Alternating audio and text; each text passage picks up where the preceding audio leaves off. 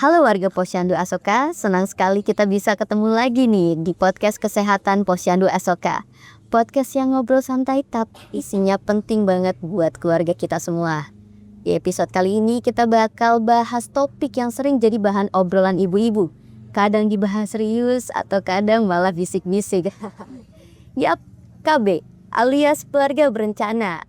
Hari ini aku sudah ditemani langsung nih oleh Ibu Kader Posyandu Asoka, Ibu Lydia. Halo Ibu, apa kabarnya Bu? Hai Reva, apa kabar baik? Gimana nih kita ketemu lagi ya? Iya, selalu Ibu Lydia ya, Selalu Ibu dari Lydia. garda terdepan.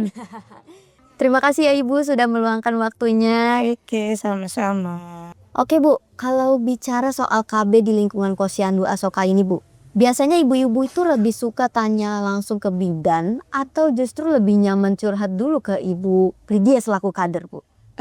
Kalau untuk ibu-ibu yang baru pasca melahirkan ya biasanya sih suka nanya referensi dulu nih, Bu, KB yang enak tuh apa ya gitu. Terus yang efek sampingnya nggak bikin gemuk apa gimana gitu. Biasanya sih kita menyarankan tuh untuk KB yang jangka panjang sih. Setelah itu baru nanti mereka ke bidan gitu. Oke, berarti peran Ibu selaku kader di sini penting banget ya Bu sebagai tempat curhat bisa dibilang ya Bu? Betul, kader itu sekarang bukan cuma untuk timbang ukur sih ya. Kader sekarang itu memang harus banyak wawasan gitu. Maksudnya ilmunya juga harus ada gitu ya. Maksudnya saya nggak ngejas saya pintar, enggak. Maksudnya jadi kita itu jadi kader itu sekarang harus apa namanya tuh, harus jangan gaptek gitu. Terus Betul. harus pokoknya karena kita itu garda terdepan ya, jadinya kalau warga mau apa pasti kan nanya ke kader dulu tuh. Betul Kalau Bu. kadernya nggak bisa jawab kan kasihan gitu. Gimana yang lainnya? Bener. Berarti Ibu dari pengalaman Ibu nih mendampingi warga, apa sih alasan yang paling sering Ibu dengar nih kalau ada warga yang ragu gitu ikut program KB? Biasanya karena efek samping sih. Oh, efek Karena kan samping. KB itu banyak yang hormon ya.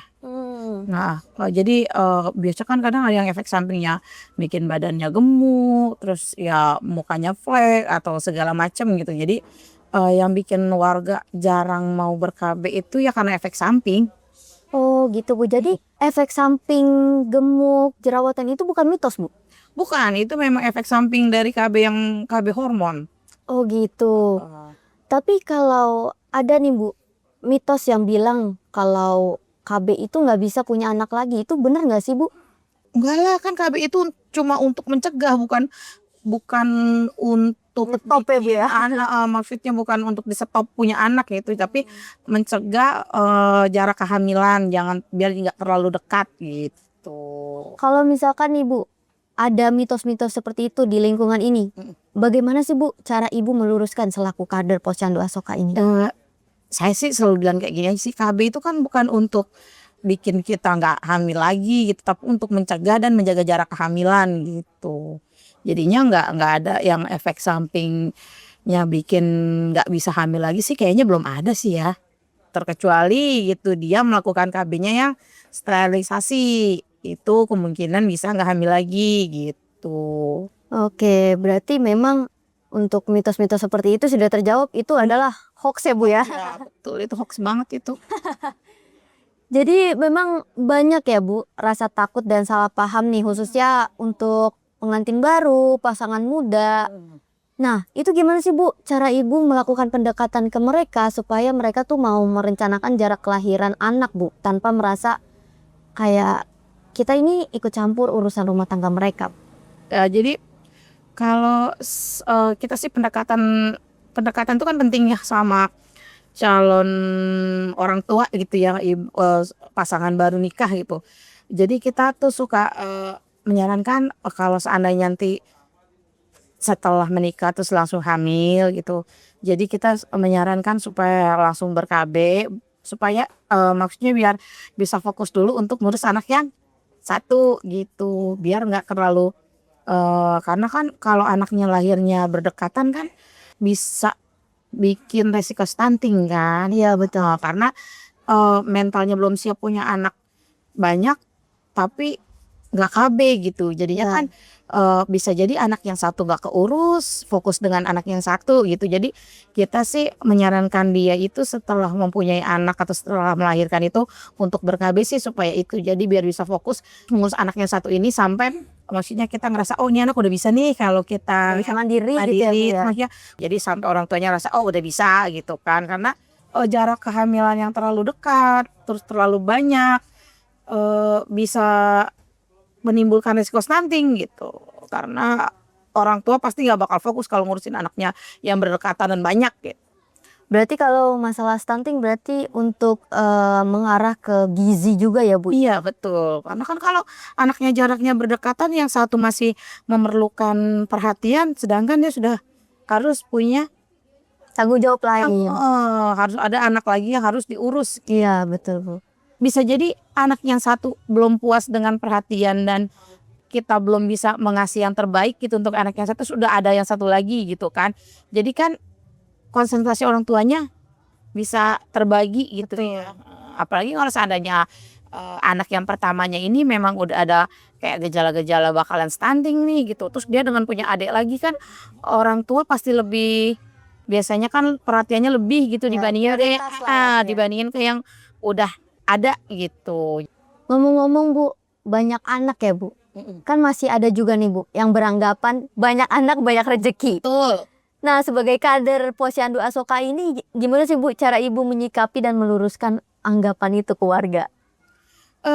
Banyak anak banyak rezeki. Mungkin kalau kata saya sih itu mah kalau orang dulu kali ya, yang punya warisan banyak mungkin banyak anak banyak rezeki mungkin.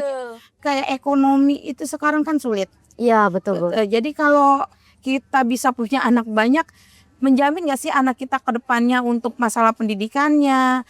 Kalau menurut pengamatan Ibu sendiri nih, Bu, apakah keluarga yang ikut program KB itu cenderung lebih mampu memberikan gizi dan perhatian yang lebih baik untuk anak-anak?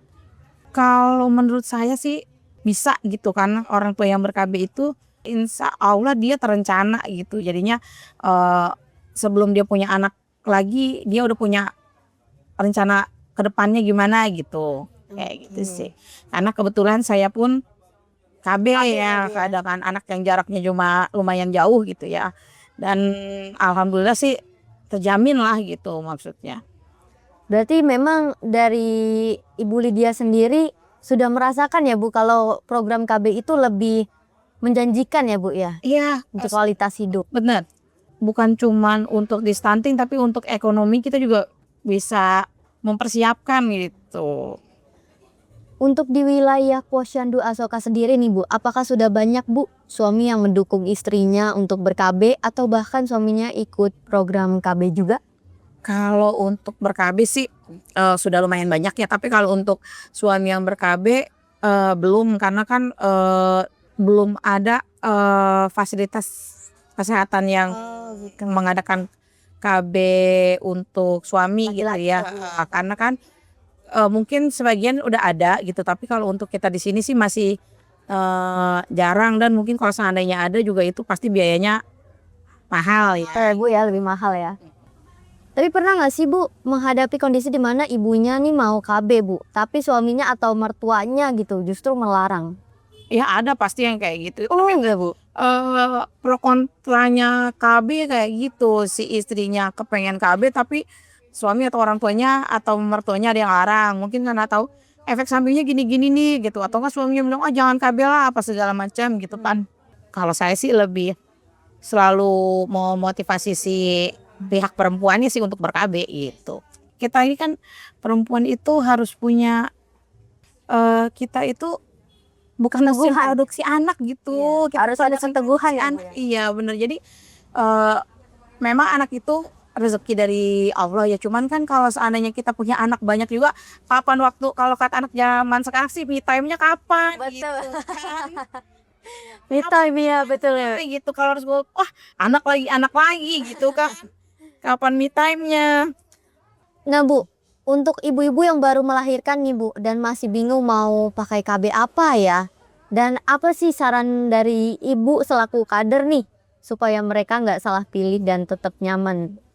Kalau saya sih menyarankan untuk pakai KB itu yang jangka panjang karena kalau KB jangka panjang itu jarang yang hormon gitu ya. Kayak pakai IUD sih, kalau IUD itu bukan KB hormon gitu. Kalau kayak suntik, pil, terus implan itu pun masih hormon gitu. Tapi kalau jangka panjang itu kayak IUD itu dia jangka panjang gitu. Jadi dia pun nggak pengaruh ke hormon kayak gitu. Kita pasang KB sekarang 5 atau sekarang kayaknya kalau IUD itu 8 tahun gitu. Baru kita bisa lepas, atau 5 tahun lah paling cepet itu untuk dilepas pemasangan IUD-nya kayak gitu. Wah, banyak sekali ya insight dari Bu Lydia nih mengenai KB. Jadi warga Posyandu Asoka juga bisa tahu nih KB mana yang terbaik. Betul. Tuh. Oke Bu, apa sih Bu pesan penutup dari Ibu nih untuk warga Posyandu Asoka supaya nggak takut lagi ikut program KB demi masa depan keluarga yang lebih sehat dan cerah nih Bu?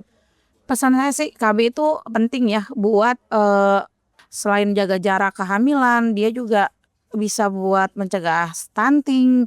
Banyak sih manfaat dari KB itu. Demi kesejahteraan Demi keluarga kesejahteraan. juga Iya, ya Bu betul. ya.